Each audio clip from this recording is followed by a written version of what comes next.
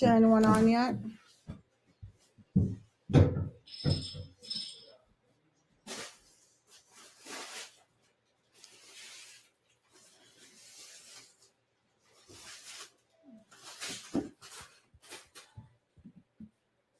I don't see you. There's no one here.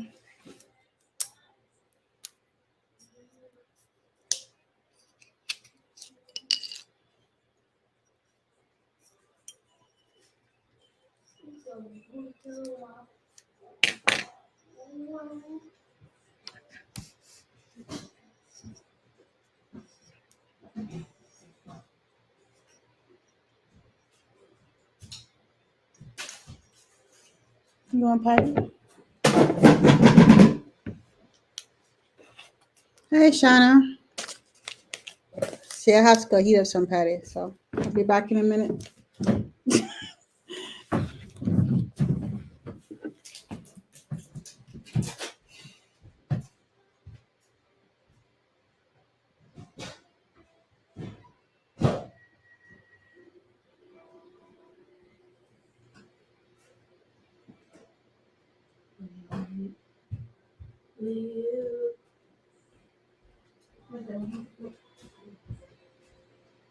I'm ready to on yet?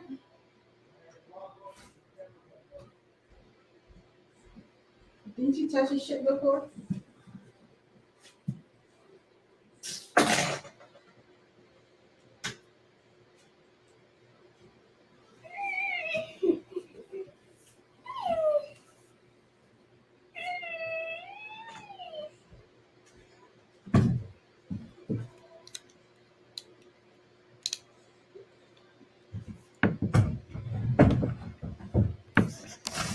You can't hear?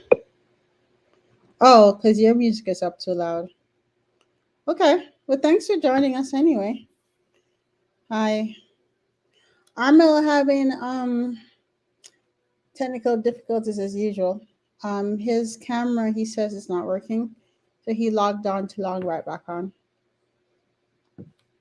Are you on yet, Armel?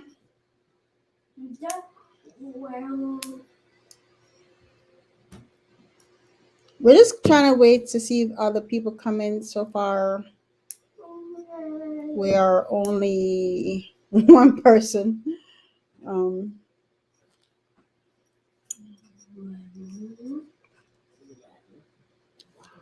trying to open my bottle of wine here. Armel?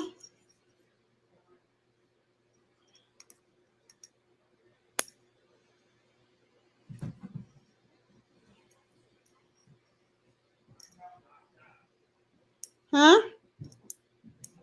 I thought you were up there test. I thought you were up there and you were already. Huh? My account locked out for 5 minutes. I thought you were already on when y'all I was already on, but the camera wasn't on. Hey everybody, what's up? Who's here? Shanna. Shanna. How you doing, Shanna? Jason is driving. Jason driving. Oh, let me get Zitty. Get home safe. Don't do nothing crazy. You know, don't do nothing crazy. My daughter running around here, house crazy, everything going crazy. I'm getting beat up. Look at this here. This is the first that I ever seen on YouTube, yo. Notes. I don't know if they got the teleprompter out here, but my boo be prepared out here. She got real notes, yo. Was supposed to know that was there. Yeah, now I'm just, you know, I'm getting my vibe back. I'm starting to feel you again. You know what I mean? Yo, we got my 2 Hour for Life t-shirts going on. Visit www.2hourforlife.com because we really live this. And this live, Armel in rare form, because it's a lot of stuff going around YouTube. It's really a lot of stuff going around YouTube. You know, I need to go and go upstairs and get in my thing and get in my zone. But it's a lot of stuff going around YouTube. Everybody a commando and shit. You know what I mean? Everybody on YouTube is a commando or a guru or expert. It doesn't matter if we're talking about firearms, you know what I mean? We talk about firearms, we talking about home defense, we talking about, you know, real estate, we talking about carpentry, we talking about a little bit of everything. You see Cassian put that thing in there? Aki, she even got Aki wine. That's actually pineapple. Oh, this is pineapple Aki wine. But yeah, but yo, this is crazy, right? Everybody on YouTube talk about whether it's putting down tile. My cousin tried to put down some tile according to this YouTube, and there's some steps missing. You know what I mean? But everybody's an expert and everybody's a guru or some things. But there's some things missing from the YouTube because the game is to be sold, not told, and a lot of stuff comes from particularly experience, and a lot of the experience, like, you forget that people forget that their best weapon is not the firearm that they keep on the side, but their mind. You know what I mean? If this is not right, you not right. So it don't matter because I'm a crazy advocate for who else is here? It's one of the someone else, but It's just Shanna and Jason in there somewhere. yeah. Um, Hold up. are you gonna see I'm it? gonna just go see if my computer's up. So you just keep talking about what you do your monologue. Well, I mean,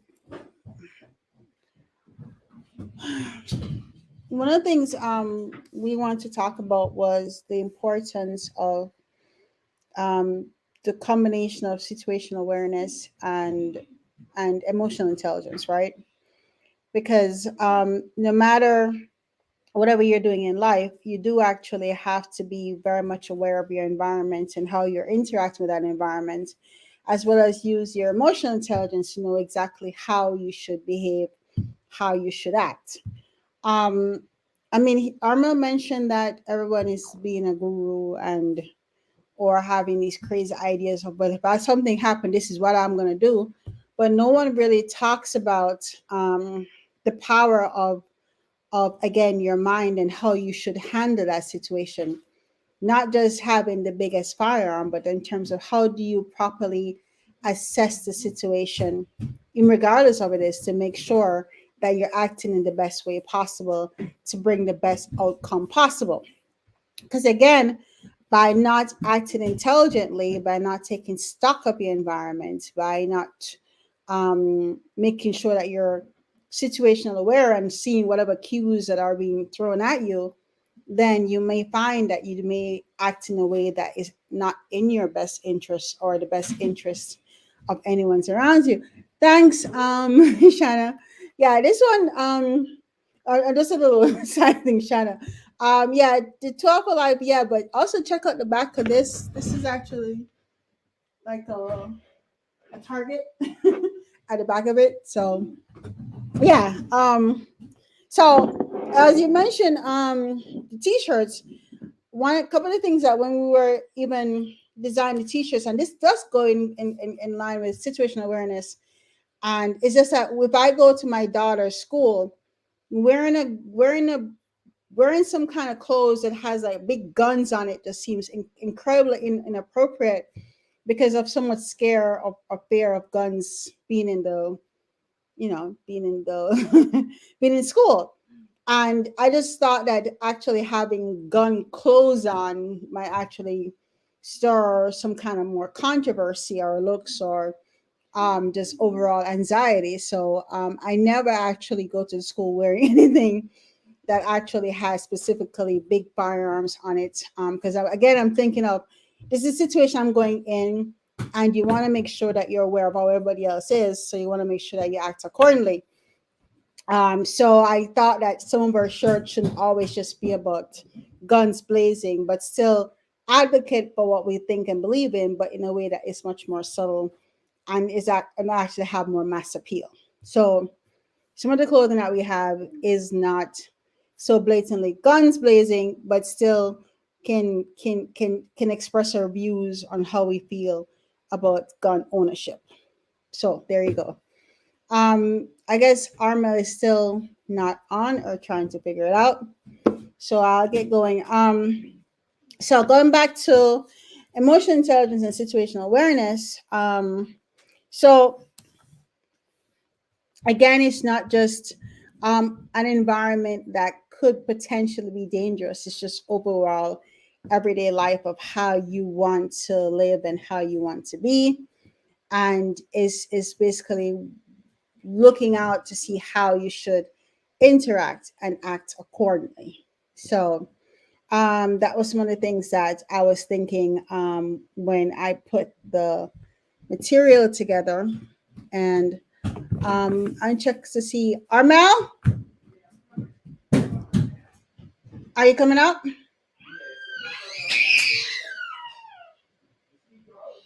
Just keep going. You know how camera shy I am, even though I do run off my mouth sometimes. All right. We're still, of course, gonna keep talking about what the whole idea of what we want to present. Now, a couple of things that did mention about my how things could. No, Zese, Zese, what are you doing, booby? Sorry, 1 second. You want this facing you? This is for me, booby. My daughter took the ring light and turned it towards her, and she was in our way apparently. Um, what was I saying? Yeah. So we talked about some of the ways that our behavior could be conflictual to how best both of these things could work together. Might as well just stay down here, Arno. Yeah. How both of these things could work together, and some things I mentioned was over reliance on emotion. So in terms of you being too reliant on how you feel in the moment versus what the actual reality is, because we did talk about being the actual reality of the situation versus how you think you feel, and also ignoring the emotional cues of others to be how others are interacting to you and how you're presenting it, and of course not communicating properly, inconsistent communication. And we all have our idea of biases and stereotypes of what we think are I mean, we all have some kind of biases and stereotypes, but you have to make sure that you whatever biases or implicit stereotypes or thoughts you may have, that it does not necessarily negatively impact your interaction or behavior towards what's going on. Yeah, I'm sitting right here, right, and it's crazy, right? Because like I was saying before I went upstairs, I was listening to Cassian, and that's the real deal. But what happens is a lot of people never been in a situation. I was on another chat the other night, right? And my man was on there. My man, I think he was from Bahamas or some shit, Virgin Islands. And he said he was in a shootout. I was like, oh shit. And he said he was like police and you know how it worked in the locality. I was like, yeah. So tell me about the shootout. But what I'm finding out was it wasn't exactly a shootout. It was he shot at somebody because somebody pissed him off, and it was like, you know, egos got involved or whatever the case was. I really don't know what the case was. The total case was, but a shootout is really not that. A shootout is when shots are being fired at you and you were firing back. That's the story that I was interested in knowing, because most people that I encountered, especially most reasonable gun owners outside firearm owners, outside of law enforcement and ex-military, never been in that experience. And I know I'm a name drop my man Roadblock, right?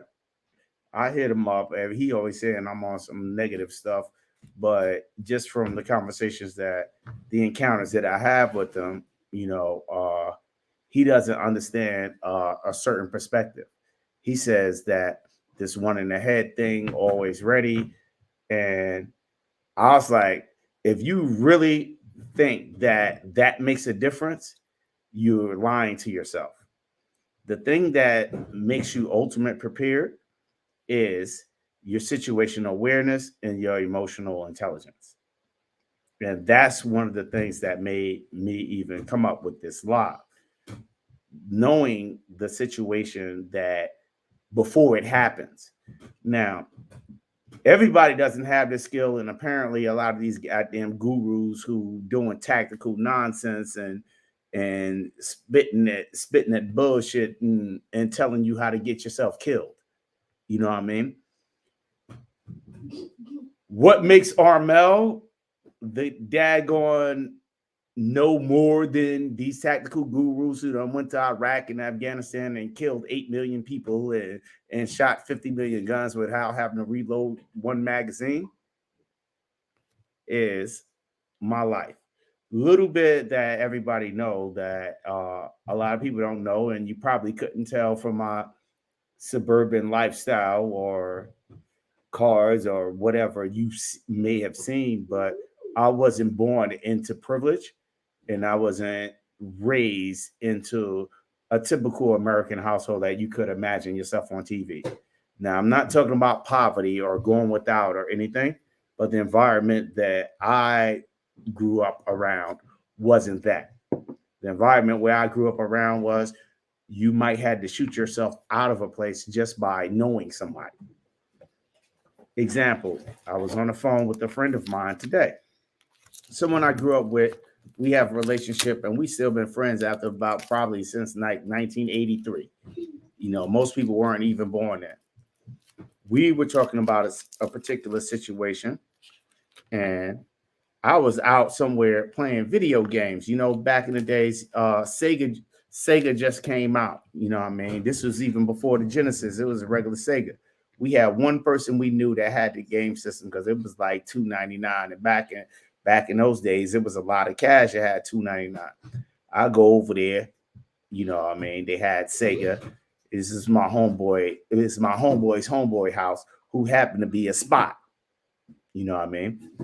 Just in that case, I was probably about, I don't know, 13, maybe 14. Just in that case, this gentleman, I mean, not these gentlemen, we were kids. Earlier that day, he robbed some drug dealer to sell his drug, to get drugs from him to sell. So when those alleged drug dealer boys found out that he robbed them, they came to where we were at. They started shooting, and come to find out, it wasn't even that person where we was playing that house. It was somebody else whose house it was that we were playing the video game that he was selling drugs for. So he stole the drugs from somebody to give it to another drug dealer, and he had the video game that we were playing the video games. This is why I have traumatic experience with video games, and I don't play video games no more. So basically, I'm sitting there. These dudes are shooting in the house. We on the floor. It was like, what the hell you gonna do? My man comes out and start handing out guns, and he said, "What else the fuck you want to do?" That's just being at the wrong place at the wrong time. But where I grew up at, that shit seemed to happen too much often. Another situation, one of the other gentlemen I was talking to the other today, or actually today, and it has a lot to do with affiliation. You know what I'm saying? Is that you always have time. If you don't have time, it's too late. You're dead. You're dead. You know what I'm saying? The whole thing of situational awareness and emotional, just situational awareness, let's stick to that. The whole thing's about situational awareness is to buy time. You know what I mean? And I'm not saying be on point all the time, super paranoid, because that's the other emotional side. Paranoia is an emotion. You have to know how to stay calm and how to play your cards. A quick treat, and you could give this to any guru in the fucking world, and I could tell you because I live this. You know what I mean? Any guru, if they don't say this, right? If they don't teach you this, and I learned this at a very young age, you don't have to be wheels turning and paranoid all the time and looking over your shoulder and super crazy. What happens is, instead of looking for what's right, you always look for what's wrong. What's out of place? If something is out of place, that means that it's wrong. You understand? So if something is out of place, that means something is wrong. If something is wrong, you need to prepare yourself for the possible outcome of that wrong. That is the key to situational awareness. And I ain't talking about being It's not paranoid. what they train, for high intelligent kind of work where you do look for what's wrong. That's how you spot what's wrong with the situation, like who doesn't quite fit or who looks uncomfortable.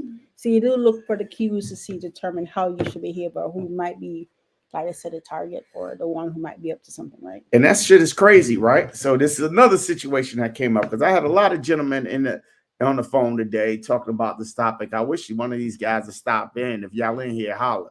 But another situation. I was that dude that when I was in a little bit of high school, and I was talking to Billy from My Fly Family about this.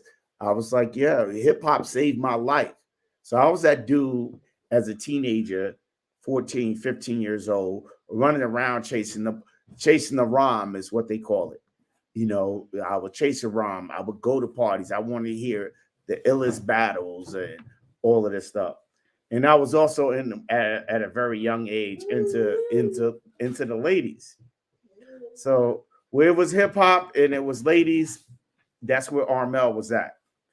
So Armel goes up. I'm from Brooklyn, and if anybody know the demographics of New York City, I was from Brooklyn, a teenager, and I would travel up to the Bronx, all the way up to the Bronx, which is another side of the planet Earth, to see people, to see a young lady or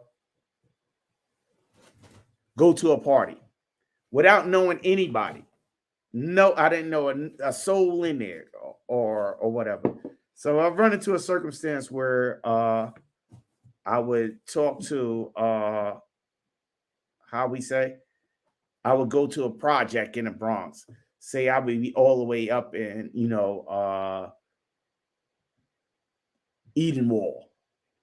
Yeah, well, that's like Northeast Bronx for those. Northeast Bronx, probably the most dangerous place on the planet Earth to this day. Well, yeah. Well, I mean, it depends on. It's still on the list of the most dangerous places. Depends, not You necessarily. can YouTube that. That place is still dangerous. You mean that project? That project is still fucking dangerous. Yeah, that's true. It's still probably but that project is dangerous. Not Northeast Bronx is all. Not Northeast Bronx. But that project is. She's just trying to defend it. No, because my family live nearby. But yeah, it doesn't not matter all of Northeast Bronx is that bad. Don't be dumb. But Edenwall, I would go all the way up. Edenwall is the last stop on the goddamn train. If you ever seen the Warriors movie, that's where it was at. And that part right there. Edenwall is where the Bronx was at.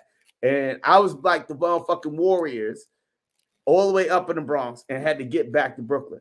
But I was able to move up there without a gun, without anything, in violent hallways, cats in there hustling, cats in there with guns on display.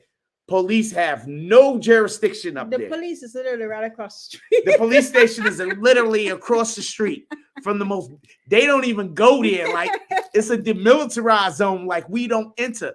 And here come little skinny ass Armel walking up in walking up in these projects in a hallway full of dudes, guns out, they rolling dice and looking at me like I'm crazy. Like who the fuck is this? And I'm like, yo, what up? How you doing? My tool was common courtesy. I acknowledge people. I show respect to people, and I pass on. And it throws threats off guard because it's like, oh, okay, he good. He's not a threat to me. He acknowledges. He acknowledges me, and he's showing respect. And I ride on the elevator, do what I got to do, go where I got to go, and come back and say, "What's up? How you doing? Good. Hope you good. Have a good life. You came up on your game or whatever. And keep moving." You know what I mean? But always acknowledging people.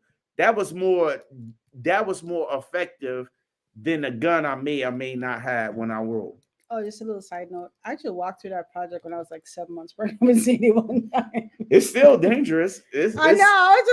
I walked. Anyway, that was just not only that. The number one most dangerous project in New York City is the pink houses in Got it. Brooklyn. That's where your grandma is. I was basically raised there.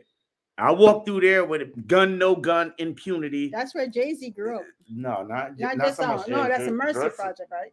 That's Marcy. Marcy, but who grew up at Pink? Some of the parents Ain't no grew up at Pink. everybody, mostly everybody from the pink houses is daggone in prison for the next 150 years. Okay. No, I think Uncle Murder from the adjacent projects, but Spinderella from the Salt and Pepper. I know he says Shout out to Spinderella. Yeah, see, that's what she's Spinderella. She's from the pink house. She used to live upstairs from my grandmother. But yo, I'm telling you, I walked through there with impunity. Everybody know Armel. They said leave Armel alone before he start cursing everybody out. That's where I probably got my abrasiveness, because I would curse people out every time they look at me. But it's like, and I was doing that since I was probably like 5 years old. So everybody's like, that's that cursing little skinny ass dude. But anyway, but I have a lot of, I just moved through there with impunity. I learned how to play football there. We have football, full tackle football, and probably the most dangerous projects in New York City, with no equipment and no grass, kind of concrete tackle. And we did our thing and have much fun. But yeah, thank you for the love, Jason. I'm gonna try to get some people on here. I look like I got 0 watchers or views, but Duke Knowledge said, just because you don't see us, don't mean we not listening. Oh, well, that is true. Because sometimes, actually, afterwards, when I look at there were views happening that I didn't even know that was going on. Mm-hmm. It's more than I expected. So I guess we just keep going, because both of us are here, and Zeze. Yeah, Zeze here too, but I'm gonna call some people a tap to see if they come on. Okay. Hey, Little, you coming on? Drop the link. Oh, okay. How you do that again now? Invite. Okay, here you go. Little. Copy.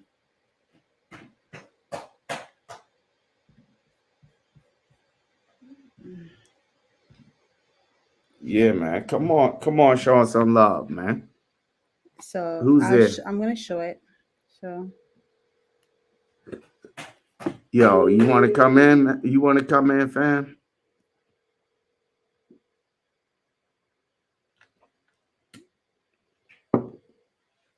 Yeah, I'm gonna try to have some people come on and talk some shit with me.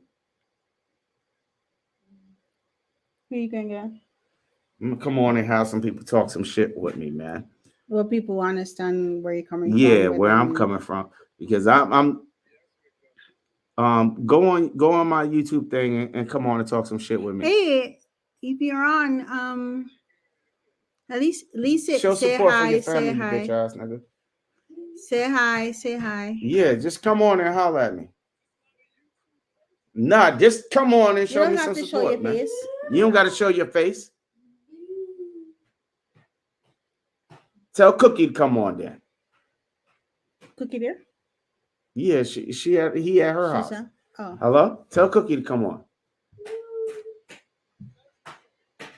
Just go on 2 Alpha Life channel, YouTube channel. You'll see me on there a lot. And just click on the link. Go ahead, man. Please, bye. Damn, I got Bacon nigga to come on. You see how these people are? Mm-hmm. For real, man. Yeah, I'm on the phone. I'm trying to get some cooperators, because real people don't do YouTube. People have actually experienced. Really one of the things. Life, okay, I'll say this much. I'm probably the only one on YouTube. I'll say this much, because also, besides real life and stuff, hello? I'm in real estate, and I've always found that I've seen so many people who claim to be gurus and have claimed to do stuff, and I know from the back end that they're not as successful as they claim. Come on there now, but it's all up front in terms of this is what you've done and stuff.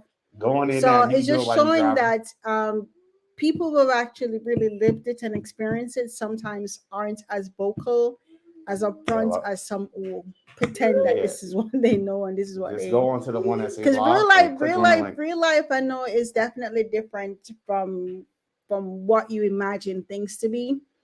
And as someone who grew up in the ghetto, and I've seen some things, I know that sometimes most dangerous people are the ones who are the quietest of them all and the most respectful of them all. So it's like just because you don't necessarily toot your horn and say that this is what you know, that doesn't mean that you don't know. It's again the ones who are the most quiet are the ones who sometimes are the most dangerous. So again, it's like if you were to be in a situation, would you really be able to assess who could really be of danger, who could be dangerous, right?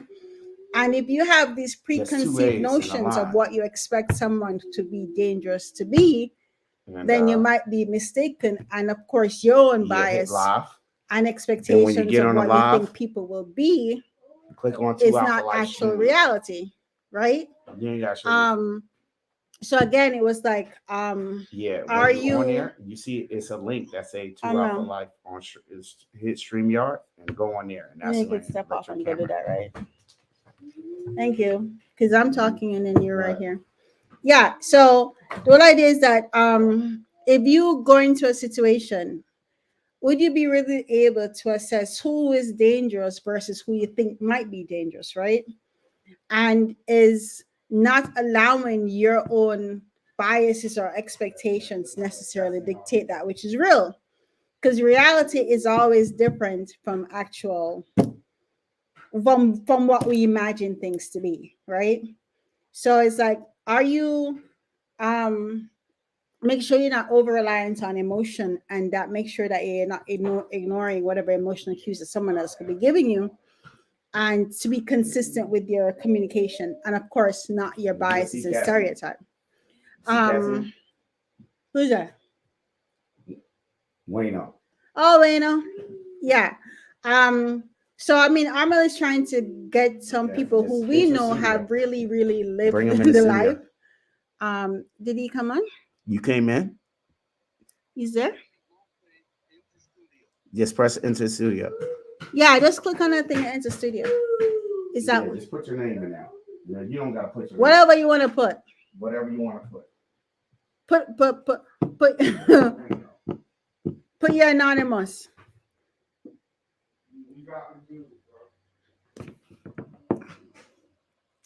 Hey, who riding? Hi, Wayno. Do you have your mic on? Who riding? Hello, good peoples. Hello, who riding? Hi, Wayno. You need to put your put your volume on. Put it on here. Put it on there. I got my woman with me too. Oh, I to stream. Wait a second. Adam. Here you go. You Adam? I did. I think I need to do. No. Wait a second. No, I need to change the screen. What screen? No, it's on. I need to change the view. Damn. I'm mailing his girl on the podcast. Let me find with my tablet. Please be charged. Baby, can I go ahead and start cooking the nuggets? All right. Yep. Here you go. Show your face, man. Tell your story. Talk your shit, nigga.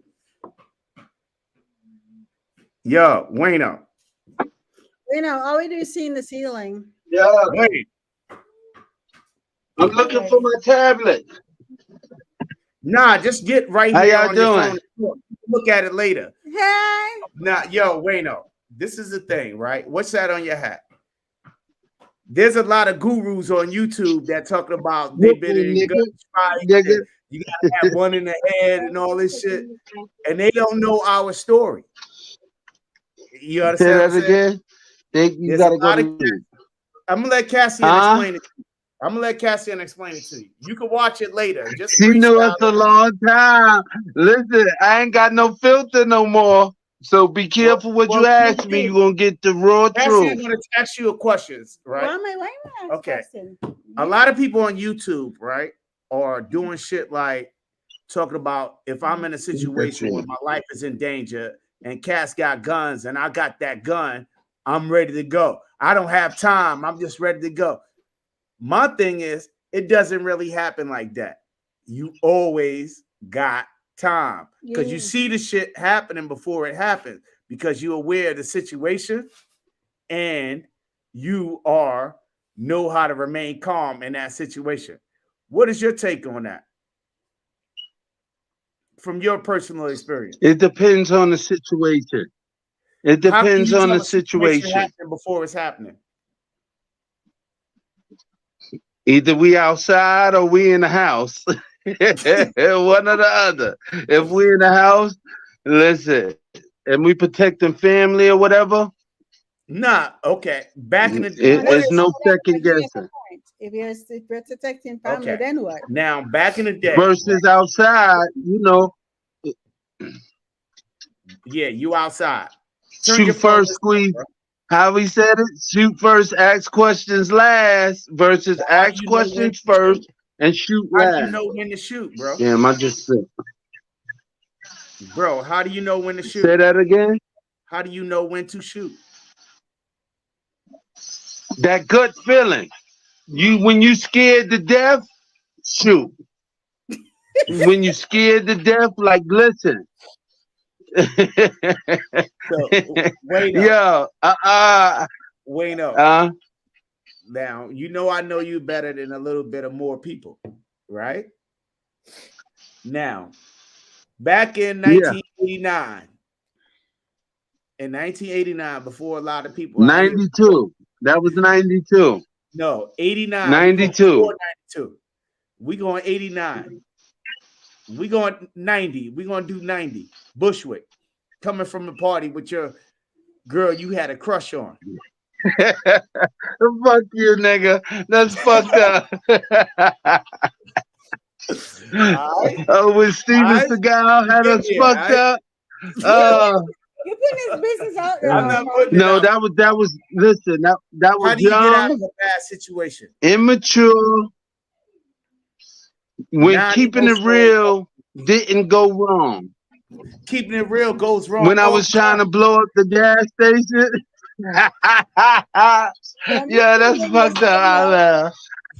Yo, it was his fault. So it what was I his supposed fault. to do? Okay, It was Armel's fault? No, it's not. It has shit to do with me. I'm always a dude that's at the place when everything is happening, right or wrong. When anything goes on, am I not right there? Hold on, I got too much going on. I'm trying to look at my woman. So anybody She want to just come in? multitask. How you doing? Who riding? Oh, she cooking. That's that out of state life, right? That's that far from Brooklyn life, right? Yeah, we eat McDonald's. We eat McDonald's chicken nuggets at home. It's McDowell's at home tonight. Armel, I remember that smell of chicken that you made me. I'm like, I need that. Let me introduce you. This man here is yeah. Cassian still remembers his food from 15 years ago. It was 15. Oh my gosh. Yeah, man, I would not like to talk about when Amel tried to blow up a gas station. Thought we was gonna become famous. We was looking for clout. What they call clout now. Remember Amel? Clout is a stupid. Baby, don't judge us. I gotta tell the truth. Yo, I told her about I had a high school sweetheart that I was so in love with that manipulated me and never touched me. That's why we was dealing with guns. Amel got too drunk and fell out in the party. And we thought the whole Brooklyn was against us. So we felt if we blew up this gas station,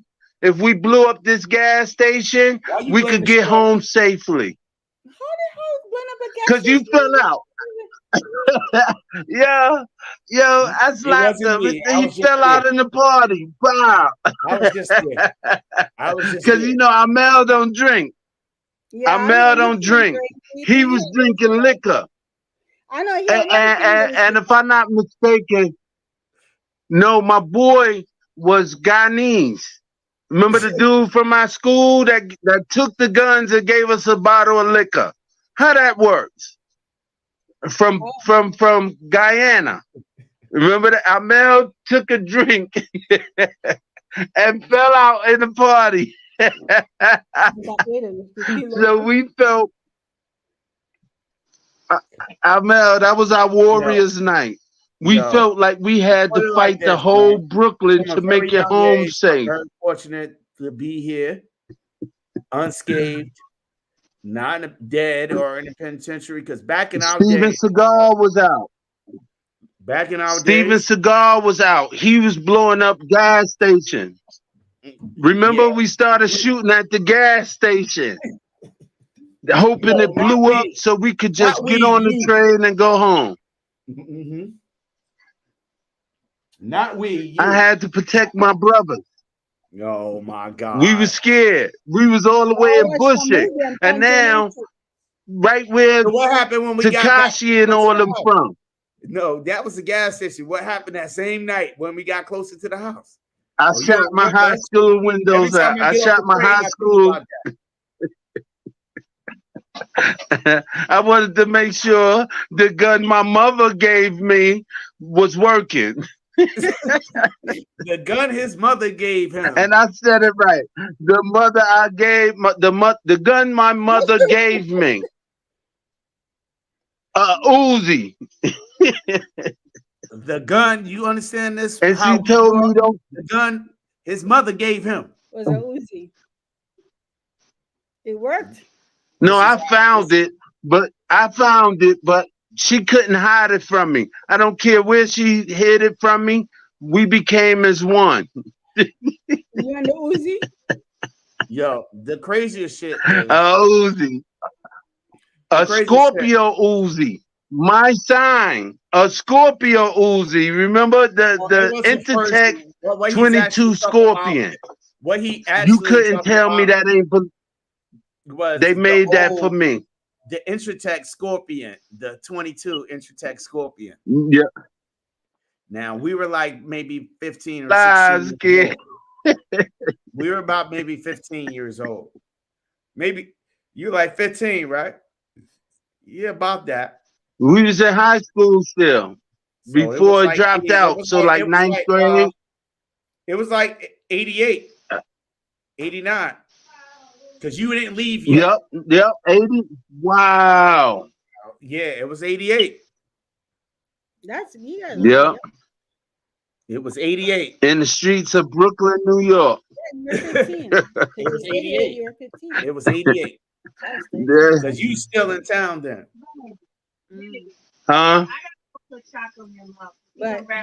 y'all went off the topic. All right, I watched the food. Nah, but how do you prepare yourself for the wolves? If you going somewhere, because you still go to Brooklyn and you see the wolves, even though you're a different type of person, you know what I mean? And you see something up like these young boys or whatever doing their thing. How do you walk into a situation? How do you see it happen before it happened? And I know, you know, I mean. Oh, hello. I don't know. How you Not, you know, Brooklyn is the home. I'm an OT nigga. My career has been out of town. So just from out of town as an old ass, damn near 50-year-old motherfucker, how do you go back into that shit that we came from and them kids that's going through the shit that we went through? The egos. It's different. It's different. It's different. But how do you handle yourself in those situations? I'm just asking. How do you see it before it happens? I don't. I give them their shot. You know, the ones I only fuck with is Jerry and your little brother. My little brother's 42 years old. Yeah, little Right, more. but well, them was our youngins. You know, we was always tight. My little brother is 42 years old, bro. No, he's He damn near He's grandpa. still Teddy. He's still You look Teddy at and him as fucking. little. He's still Teddy and dog. Yeah, but Cub and dog. yeah, that's You so. know, But them was our youngins. no, but if but you I'm go, saying, go ahead, cousin. but if you go on the block, right? Don't you first do a quick assessment to see what's going on, to see if anything's about to pop off? Wayno on there. Come on there. He talking about you. Yeah, right. Because Nah, come on there. I know Put mommy on sometimes there. Mhm. if I go certain places, if I go Jamaica, Y'all don't you have to still gotta turn the be camera on. you still gotta be kind of look out to see if anything's about to pop off, you know? Because Yeah, sometimes, but you yeah, know, we older now. I don't even look at shit like that. I run around like I'm not even from Brooklyn now. I be all yeah. But everywhere when I even if come you're down not, there. even if you're not saying that you're gonna participate. I'm just saying that you just look to see, hey, Like when I go How do you know around the you something just block, about to go wrong? I you go just around the block. sometimes even if it means taking yourself away from it. Because I was just having a conversation with Armel. No, well, a few weeks ago when Kelly was here. And we're talking and stuff and about being in a certain kind of situation. Kelly kind of sensed that something was off and he left. And when he left, not long after, something went down, right? So it's like you see something happening, you get a sense that something is off, and sometimes it does really Yeah, I gut because we older now. yourself. Yeah, Our gut, so you our really stomach, and our spider sense. yeah, so you see, That's Our so you spider spider sense. learn, Talk sense. about right? that spider sense. You Tell know me what I about mean? No, but that's my point. Our You go spider. and you sense something is off, something's about to pop off, and you don't want to be there, so you kind of take yourself out of the situation, right? So it's making sure that you're not there if something was supposed to go down. Because before something goes down, there's Yeah, like our always spider a sense little go body off. language that goes down before something pops off. Huh? There's always a little body language. People set themselves a certain way before something's about to, Yeah, yeah, yeah, right? yeah. So if But it's like when you older, you can spot and it. for you talking me, about. Yeah. because we older, we doing things differently. You know what I mean? We not in the middle of everything. That we But gotta you still watch see it. both sides and every You side. still see it We though. just passing through.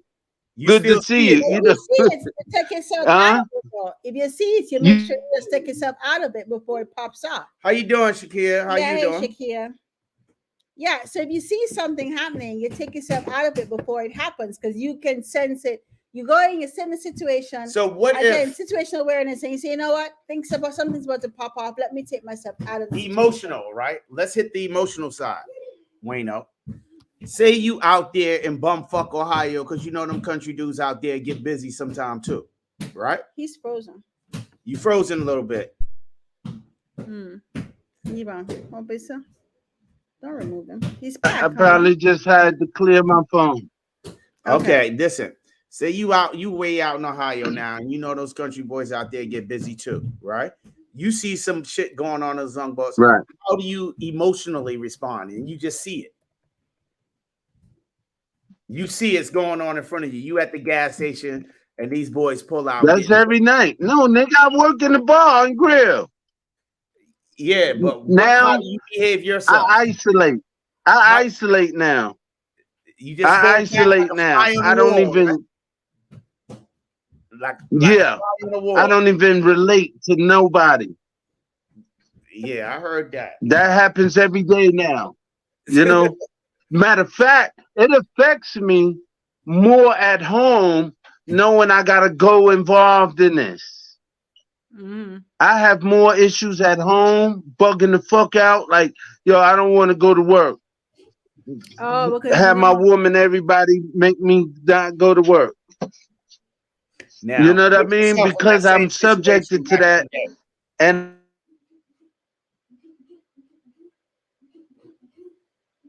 he's frozen again. I'm just there to do what I do. My nigga, But you it's got that more boost mobile, don't emotional now when you on the sidelines. you? Mm-hmm.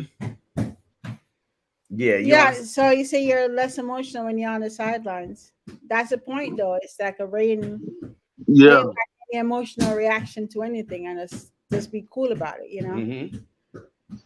Yeah. Yeah. Look at my baby Zadie running around. She on point. Oh, Zadie see shit too, and she ain't even like us. Zay's all suburban girl.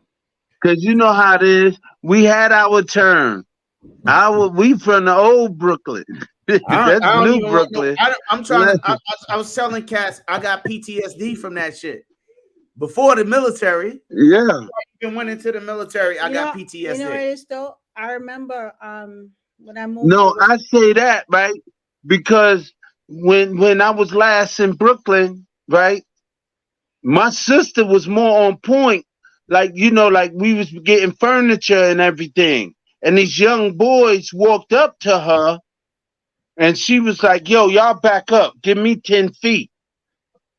I don't know if you got a razor or whatever. Don't come walking up on me. And that's when it kicked in. But I didn't even pay no attention to it. Oh, so you got used to suburban life. You almost didn't see it, right? Yeah. And then sis like, nah, these little kids cutting us. You don't let nobody walk up on you. Yeah, You feel what I'm saying? living that suburban life. You're not on point like that. You don't expect it. Is that what you're saying? Yeah. Yeah, he froze a bit, but he'll be back in a second. You don't expect it. What's good, Coy? What's good, Coy? Coy been here a while. You late. Yeah, I didn't see him. You Wayne got that Boost Mobile, man. Yo, anybody drop the link, Cassian, and let somebody else come in. No, it's the same link. They could come in. It's showing. Nah, you have to put it in there for them to get it, babe. Anywhere. Invite. It's already. Drop. Copy. It's already in. Anybody else want to come in and share their shit? Come share your shit. How you do it, Pace? Oh, y'all done? Y'all done use me for y'all interview? You stay in here. You chop it up with me all night, bro. Because you froze, so no, but you froze. You got that. No, but somebody else can come in. We just change the video. That's all. It doesn't sound. You can stay, but somebody else can come in and we just make it a three. What's up, babe? How you doing? You ain't never seen Brooklyn. I'm good. How are you? You never seen Brooklyn before, have you? Huh? You never seen Brooklyn before, have She you? went to court with me. She went to court with me. Yo, you seen that clock? Hanson Place? That shit beautiful, ain't it? Yo, when I was coming from OT, every time I hit the big bed. Yeah. Every time I hit the daggone the street, I see that clock. I was like, I'm home, man. And it's fucked up when you see that shit as home. Yeah, but yo, nigga, I be on the block like this, nigga, cooking. You look like niggas be like, yo, cop. old nigga, yo. Old ass cop, bro. But anyway. But still, niggas love our food, nigga. If you talk about PTSD, I'll be banging them in the head. But you talk about PTSD, I didn't realize how much I may have had PTSD from where I lived until I moved away to the country in Jamaica. And I was working in the country. And every time my phone would ring, it was always mommy telling me that somebody was dead from being shot or killed. Shit, or whatever. Your mother still do that? No, but but at one point, literally every time the phone rang, I was mommy. I expected to hear that somebody was dead. And at one point, I was like, all the time it was talk about your train story with a motherfucking kidnapping following your ass. Oh my gosh, that was something else. A motherfucker tried to kidnap. No, that was a kidnap guy. That's a separate story. But no, I tell you a story. Kidnap motherfuckers trying to jack her. Go ahead, tell us. No, tell a story. So I remember it was a summer night and it was raining and I actually had on a white dress, right? So the rain soaked me white dress. That time I was fly, I used to work out, but it was hot, right? Anyway, so I was in the train, I was soaked. Anybody can click the link to come in. And I noticed this guy was looking at me in the train, right? So if you know Tremont, right by Tremont, that train station, you have to stop by West Farm Square, I think. And then you have to wait for the bus to take you into right by Bronze Zoo. So I had to get off the train, right? So I don't know. We was on the train stealing porno books and comic books and liquor. So you have to get off. I got off the train, and that train station is long, and you have to walk far to the little part to the bus station to wait for the bus. Because the bus is a bus stop and the bus is coming and take where we go, right? It's kind of dark. So I remember I got off the train and I noticed the guy in my eye. He got off the train turning the opposite direction. I remember him looking at me, right? So anyway, I walked to the bus station, right? Not long after, this same guy who went in an opposite direction, all of a sudden he was also at that bus station, right? So I remember he went past me a bit, stood at the opposite bus station, and he was looking at me. I saw him when he walked past me, he stank of shit, right? So it meant immediately I was like, this guy obviously followed me from the train, right? So I started acting crazy because they teach you start acting crazy, people think different, right? So I started talking to myself, pacing a bit. Like, bro, there's no way I'm gonna let this guy touch me. And I started talking loud, and like I'm about to pep somebody up and this and that. And I was talking loud and acting crazy, right? And so the guy kind of, and I made sure he was in my eye, like he was within my eye periphery, so guys could see him, right? Understand? So by me acting a little crazy, he wasn't quite sure what to do. And then luckily, the bus was taking forever to come. No bus was there. It was dark and raining that night. And luckily, I saw a cab and I hailed a cab and got in. As soon as I got in the cab, he walked off. So that confirmed what I knew was that he followed me from the train station to that dark, lonely spot bus stop. But I saw him before he saw me. I made sure I let him know I saw him. I started acting crazy, like I'm about to cut a motherfucker up, right? Because I was like, and I mean, I was taking the fight stance. I was ready to fight because I'm like, there's no way I'm gonna let this guy assault me. I let him know I saw him before he saw me. I let him know I see you, and it's gonna go down tonight. But you know, if you still try to always avoid the situation, luckily I saw a cab and I got in the cab, and he walked off. But is my being aware of him, spotting him before? And what about your emotions? I acted my acting crazy actually was a deliberate action for to throw him off because I didn't act scared, okay? Because I know one of the things is that they always rely on you being scared. I didn't act scared. I refused to act scared. I'm like, I'm ready to fight. Me and him gonna fight right by the gas station. Somebody's gonna die tonight. Ain't gonna be me. And that's the attitude I gave up. And it made him think twice about assaulting me. And even though I was in that situation, I was ready to fight if necessary. I still had the wherewithal to take myself out of the situation and still get home safe because that's what really matters more than anything else, right? So, anyway, it's just if you had a gun, would that made a difference? If you had a gun back then, would that made a difference? Possible. I mean, there's nowhere to hide the gun to be somebody hide. I'm saying though. But it's a hot gun, you know. Possibly, but sometimes if you don't have a gun, what else do you have, right? You have yourself, you have your body, you have to make yourself ready to do battle, right? And I mean, I was basically shuffling and talking to myself and saying, I'm gonna fuck somebody up tonight. And that was me talking loud to let him know that I wasn't scared of him and I was ready to fight him no matter what. And I don't care how, and I've always said, I don't care how big you are. I don't care how big you are. I will fight you. I will fight if I have this to, is the thing. My thing is the way you handle yourself, right? It shouldn't make a difference whether you carrying or not. You know what I'm saying? You got to handle yourself a certain particular way. The best way I found was to have something like Wayne Lett found, common courtesy. That common courtesy would not have worked out there, because that common courtesy. But you do with common courtesy is something called acknowledgement. Like, hey, what's up? I turned him and like, what the fuck is up? I saw it. I made sure I let him say, I see you. You know what I mean? In that particular situation. So it was not gonna be a surprise. All of a sudden you're gonna jump me kind of thing, you know. You got for eyeballs and assholes. What the hell that mean, Jason? Assholes. I am going to somebody assholes. Jason, you told me you was gonna come in this week.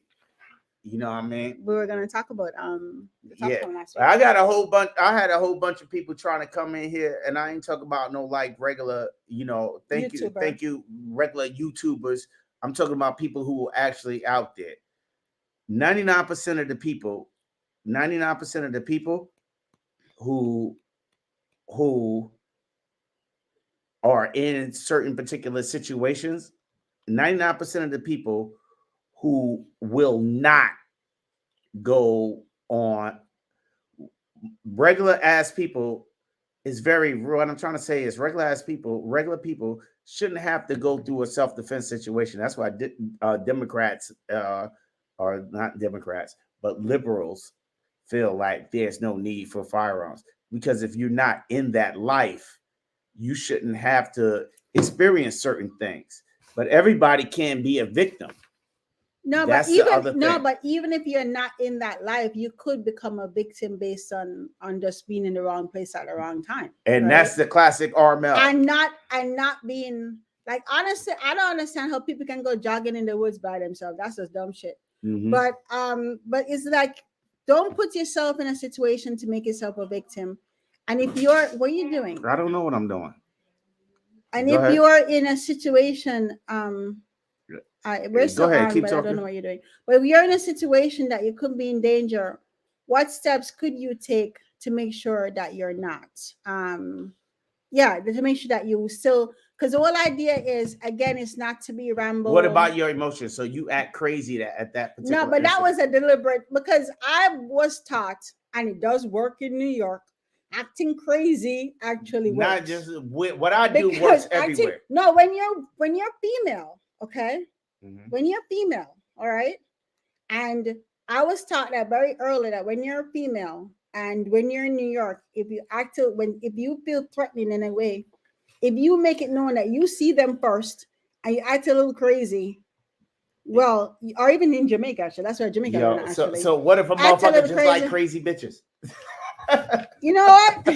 No, but if somebody's What if a looking, motherfucker like crazy no, but bitches? if I don't someone, no, know. no, no, if someone looking to attack you, they always look for someone who play victim. That's if you put your head Or down, you easy act target. easy target. You put your head down, you look like you're afraid.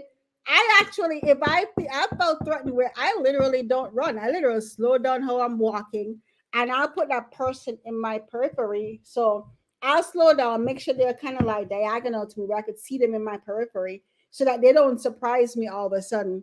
And I'll basically keep walking at the same pace. And I've even turn around, let them know I see you, and then I turn around and keep walking at the same pace. And if you, there's certain behaviors that if you display, people will think twice about attacking you, because they're like, oh, okay, she's not afraid. Maybe she's crazy. Maybe she got a gun. Maybe she got. It made them really rethink about what their next I step wish is if they'll attack you. my mother would come on, right? Because my mother taught me certain things at a very young age, how to move, Over and 1 hour. uh yeah, Yeah. but we could roll because I'm having a good time. Yeah, so my mother showed me like certain things, like like at a very young age, I had to take the city bus to school because I was one of these what they used to call gifted students. So I had to catch the bus all the way from East New York in the Pink House. It's one of the most notorious places, all the way to Bed-Stuy, where I went to school at. So I was always taught, stay where the driver is, sit by close to the driver, even though the driver couldn't do shit, but With the sense of protection. it presented a certain sense of openness. You know what I mean? And what that showed me was to maintain openness. So boom. So that's that. Later on in life, we go into bass clubs or anything. And one of my best memories back in the days, right? I don't know if y'all remember when Notorious Big album first came out. That was, I think, 90, 95. I was in the Navy. I was out. Notorious Big came out. He had the Juicy thing. I went to a club, and in this club, his last song he played was "Give Him the Loot," and I was hearing people going back and forth. I had knew P Diddy from Brooklyn because he used to throw mad parties in Brooklyn. So I was talking to Diddy and a couple of other cats that I knew from New York. And then the next thing you know, they was telling me how the club wasn't trying to pay them. And then all I seen was like a bar thing. It was separate from the conversation. The bar thing started going off. And Biggie's song was like, "Give me the loot, give me the loot." He was performing. And I never heard the song before because it was before the album dropped. I was like, oh shit. And then the next thing you know, it was shooting in a club. I had my little homie with me that was out in the fleet with me. So I just pulled him back to the side. I said, don't run. Back up to the side. and let everybody run you past actually go. Let everybody run past you. That is true, because that actually happened to me years ago. You actually go, you find yourself a wall basically, and you make sure you're not in the middle of the chaos. You You let all that shit die out. You let that, yeah. So you find a wall, find a corner, you kind of back yourself up and put yourself in a safe and let all the chaos go in front of you, because you could actually be trampled and all sorts of crazy stuff could happen by being in the middle of it. The whole thing was maintain calm, Yeah, and control the time. You know what I mean? And I learned that at a very, very young age. Old dude. I used to hang around a lot of older people growing up, and some of these older people used to talk about back in the days, the Klan and all of this shit used to go down south, and you don't want to go down south. Chris is coming in. Chris. Yeah, Chris, what's up? What's good, Chris? What's up, Chris? What's up? That's the Grand Turkey right there. But the back in the days, we had this issue, like the old folks used to tell me about the Klan and some of the tactics that they would use to just like get people out of the house. Because I was a young kid, you know what I mean, probably a teenager. I'm like, fuck that. They couldn't get me. I was going out blazing. I had my little pieces back in the days. So I always had, when I was as a teenager, I always had firearms. Growing up, getting influenced by better lifestyle, I grew away from that. But early in life, it's like, fuck that. I'm gonna do this, just thinking dumb. They used to tell me that, this older gentleman used to tell me that they burn your house down and they wait for you to come out. Even if you got a gun, you come out shooting, you still a target. So the whole thing was, make sure that you know what's happening before it's happening. Check the temperature. Say what's up. Look at a motherfucker. Acknowledge them. Maintain calm. The moment you display any type of panic and fear is two different things. Fear is something that you have to maintain to keep in emotional intelligence. Fear is something that you have to maintain inside. Panic is something that is an emotion that comes outside that you cannot do. You know, it's okay to be afraid. Actually, it's okay to be afraid. It's okay to acknowledge that fear is just not letting it actually manifest itself into a panic, where you panic and then and you can't let the adrenaline. Another thing, you can't let the adrenaline overflow and just be an action junkie and just start fucking blasting, because every round that releases that gun is one less you have, and it can go somewhere where you don't want it to have. I was actually Dude Knowledge, you know what I mean, just chatting with my man Dude Knowledge, and he does his thing out in the world, and he told me a story, and it actually fucking touched me to where, you know, police going in, you know what I mean, a situation that he was particularly in, where a team goes in, and the dude panics so much about the team coming in to get them that he just starts sporadically shooting and ends up killing his own fucking daughter. You see what I'm saying? Because he didn't maintain calm, and he wasn't situationally aware of where his people were in the house. He didn't make sure his family was he didn't secure his situation. And they may come in calm, they may come in or whatever, hot or whatever. But if you live in that particular type of lifestyle, if you soldiering out there soldiering, or doing some type of bullshit out on the streets, or you young and you in with the wrong fucking crowd, there's certain things that, you know, you need to lead that. You need to be aware of at all times. Where the fuck am I? What is my position? Where are the things that I care about at? Boom. Once you understand that, where is the threat? Identify the threat. You know the threat before it happens. The problem a lot of times happening with law enforcement is, my problem is, they don't know what the fuck is a threat and what's not. You know what I mean? A teenage, you know what I mean? If I'm reflecting back on my life, a teenage Armel, I'm not a fucking threat. You know what I'm saying? I wasn't a threat. at that particular point in my life. I was just trying to get by in an environment where I was at. But they'll walk in there, see a teenage Armel, pants hanging down, whatever, the little bit of jewelry, looking like a straight hood rat, doing hood rat shit with my hood rat friends.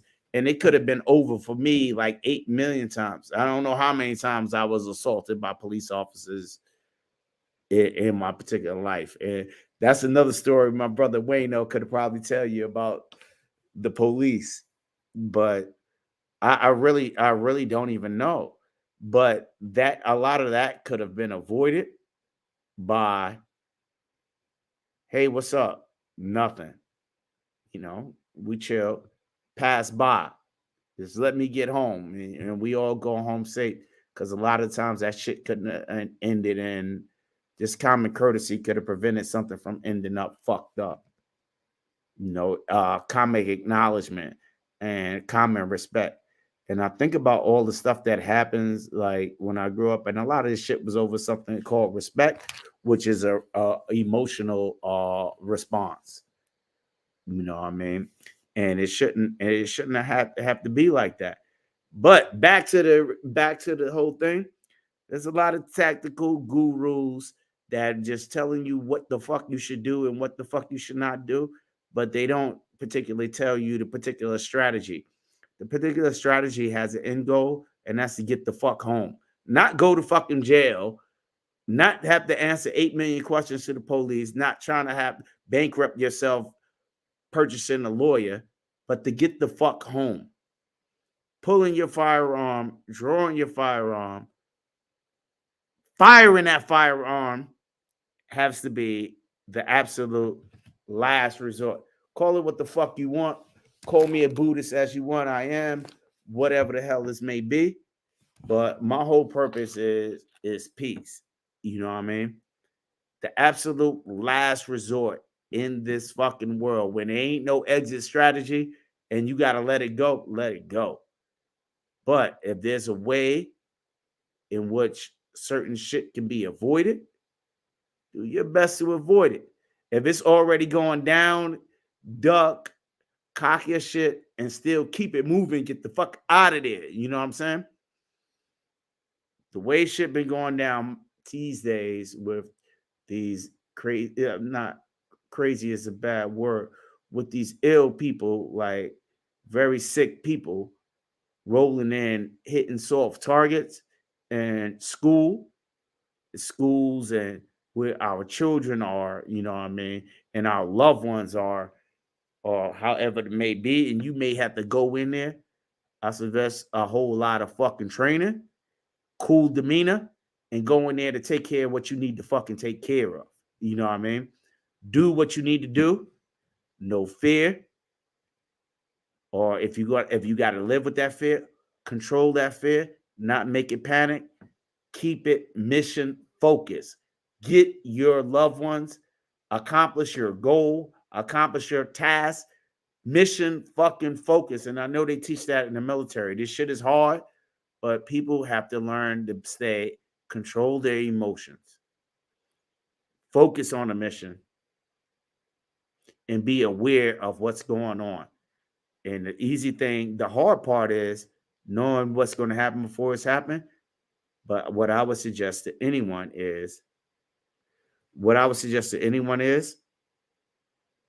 to look for what's wrong.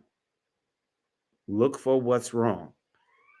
If the motherfucking look like a duck, what they say in the Navy, if it look like a duck, it walk like a duck, it talk like a duck, that motherfucker duck. You know what I mean? It's a goddamn duck. It's no real way, no comprehension. But just because it's a duck don't mean you can shoot it, because it might not be hunting season. You know what I mean? I don't want to see no young innocent,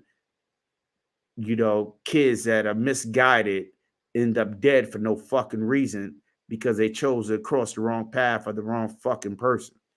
So to keep that shit light, just acknowledge, let them know. You sure you want to do this? You know what I'm saying? Like me personally, I don't know how many shootouts. I ain't like that dude on what's the name where he just the one shooting. I've been in where it came both ways. You know what I mean? I'm not talking about in no war situation, however the case may be. And I got the scars to show, and it's a particular flaw that I really can't even think of a male in my family, in my age group, that didn't that that don't have bullet wound tattoos. And I ain't talking about the ones you go to a tattoo parlor and get. And that's including myself. And I was and the crazy thing about it, man, those lessons was fast learned because those of us who made it, we're doing particularly good from where we came from. You know, most of us are out of New York City. Most of us are doing a living life. You know what I mean? Trying to touch this American dream because we are the ones that really believe in this. You know, but it's crazy. But people have to. It's not like on point all the time. Ultra paranoid because paranoia is also an illusion. Paranoia is an emotion. What I'm saying is, it looks like a duck. It talks like a duck. It walks like a duck. It quacks like a duck. The motherfucker duck. So know how to handle yourself when you're around ducks. You step away, move away. If it got to go down, it goes down. But going down is the last possible thing you should be doing. You know what I mean? And I don't know. And Cassian got her act crazy mode, and she get crazy. She does that shit to me. Like that's what the in nature, that's what the peacocks do, or whatever the fucking birds is. They puff their feathers up, expect a motherfucker to run away. But she don't understand that some motherfuckers like crazy bitches. Huh? What? I mean, maybe, but some people like crazy people. Now I'm not talking about that. I'm just hypothetically speaking. Like Jesus Christ, I'm being sarcastic. I got to get corrected. But some people like crazy women. You know what I mean? I can't call it women, but some people like people that act crazy or are attracted to it. Really? I'm sorry, I'm not meaning to say it like that. It's just a figure of speech, Cassie. Damn, I got to get corrected on live. I'm just saying. Jesus Christ. And I don't think crazy is a good word either. Even Zadie laughing. But yeah, but that's all I got to talk about because I hate being corrected on my own live. I'll holler at y'all. Thanks for everybody for coming through. It's been a pleasure. I wish I could get deeper into this, and I'm gonna have a part two. I wish some people would join, scroll up, and invite. If y'all want to share your stuff or come on here, I don't care. I ain't got nothing to do. I really don't. I'm using her computer. Y'all want to come in here and rebuttal any of the bullshit I said, or you call it bullshit, but it is what it is. Anyway, the store opening up soon. The website on the store opening up soon. We got like nice ass merch. You know what I mean? I'm macking out. I'm macking out. I don't know how to change the computer camera up. We 2 out for life live. But I'm just ironing out the payment thing. I've seen to having problems with issuing the payments. But as soon as that's ironed out, feel free to order. And if you got the channel and you got some merch you're trying to put out, I have no it's I figured out a long time ago that it's easy to work together as collabo. You can put your stuff on the site and just redirect. You know what I mean? So Jason, you want to put out that wild turkey merch, let me know. We throw it up there. A couple of brothers told me they want special editions. We're gonna do that. We're gonna do that. We have the capacity to do anything, and ain't nothing gonna stop us, man. But y'all, I want to thank everybody for coming through, and I want everybody to have a good night. And I ain't capping. I'll be talking a lot of shit, and I'm not trying to be argumentative. I know some people be like, "Oh, Mel, just want to argue with everybody," but I'm a little bit different. I'm not your typical person, and I don't follow the crowd. You know what I'm saying? I speak my shit, and it's based on my experience, and I keep an open mind, and I'm an expert at figuring out bullshit when I see it. You know what I mean? But you know, I keep an open mind, and I'm always willing to learn. You know, so always willing to learn new things. And one of the things I learned over time by being over the past 2 years messing around with YouTube with the gun thing, but over the past few years being around YouTube as far as being in project management and construction, it's half the shit on YouTube is bullshit. You know what I mean? It's 20% of the story.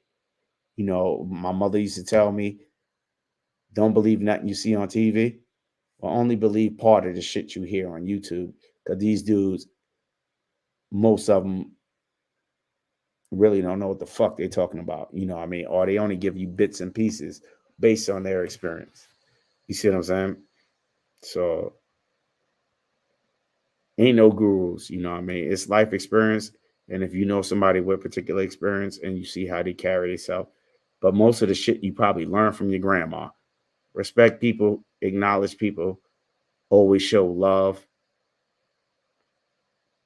The best way to treat a hater is to shine the fuck out, is to shine on their ass. You know what I mean? Is show out on them. You give them something to hate.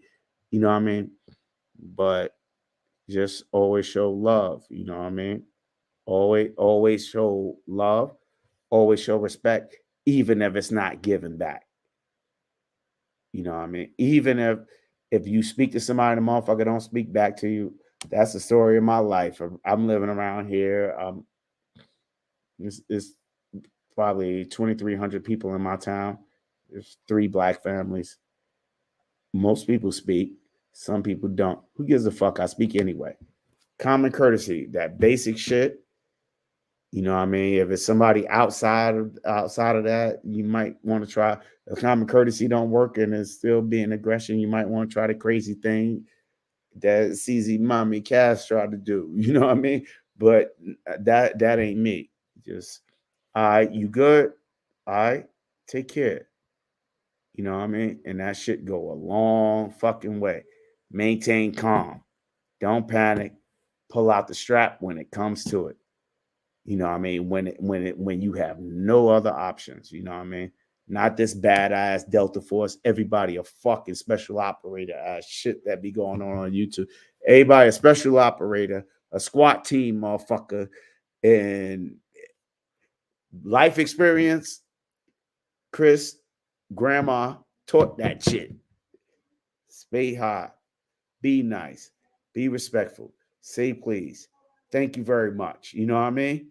That shit is golden. You know what I mean? That's your biggest weapon. Is your mind? Your biggest weapon is your mind. How do you utilize it? By your behavior. You act respectful. You speak respectful. You talk respectful. You're going to get respected. You know what I mean?